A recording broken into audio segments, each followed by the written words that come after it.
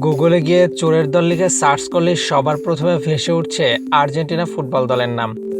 হ্যাঁ, আপনি ঠিকই শুনেছেন, কোনো চোর বা অপরাধী নয়, স্বয়ং বিশ্ব চ্যাম্পিয়ন লিওনেল মেসির আর্জেন্টিনার অফিসিয়াল ম্যাচের সূচি আর ছবি দেখাচ্ছে গুগল। কিন্তু কেন এমন হচ্ছে?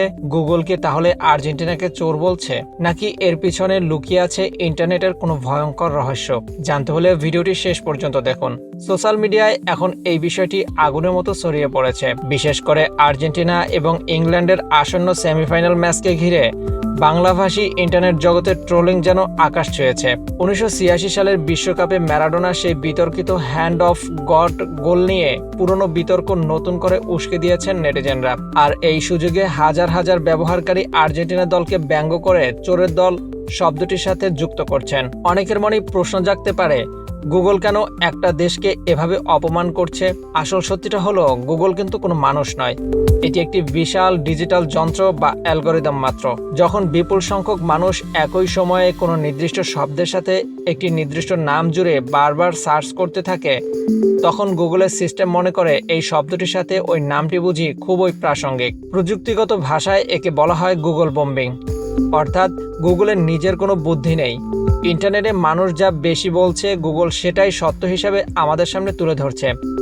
তবে মনে রাখবেন, আর্জেন্টিনার সাথে এমন ঘটনা কিন্তু এবারই প্রথম নয়। এর আগেও গুগল বম্বিংয়ের শিকার হয়েছেন বিশ্বের বড় বড় অনেক নেতারা। একসময় গুগলে ইংরেজিতে ইডিয়ট লিখে সার্চ করলে আমেরিকার সাবেক প্রেসিডেন্ট ডোনাল্ড ট্রাম্পের ছবি আসত। পাকিস্তানে ভিখারি লিখে সার্চ করলে ভেসে উঠত সাবেক প্রধানমন্ত্রী ইমরান খানের ছবি। আর ভারতে পাপ্পু লিখে সার্চ করলে চলে আসতো রাহুল গান্ধীর প্রোফাইল। অনেকেই বলছেন গুগল কেন এগুলো মুছে দিচ্ছে না? আসলে গুগল তাদের সার্চ ইঞ্জিনকে নিরপেক্ষ রাখতে চায়, তবে এটি কোনো স্থায়ী বিষয় নয়। মানুষের এই ট্রোলিং বা সার্চ করার পাগলামো যখন কমে যাবে, তখন গুগল তাদের অ্যালগরিদম আপডেট করে দেবে এবং এই ফলাফলও স্বয়ংক্রিয়ভাবে হাওয়া হয়ে যাবে।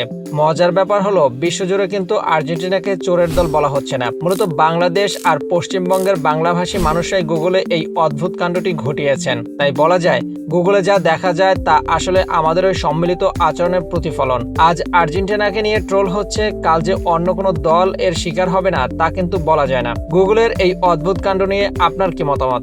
আপনি কি নিজে সার্চ করে কখনো দেখেছেন? কমেন্ট করে অবশ্যই জানাবেন।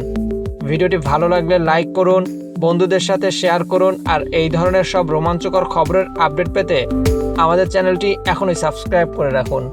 মাহাদি Hasan, desk report, MT Times.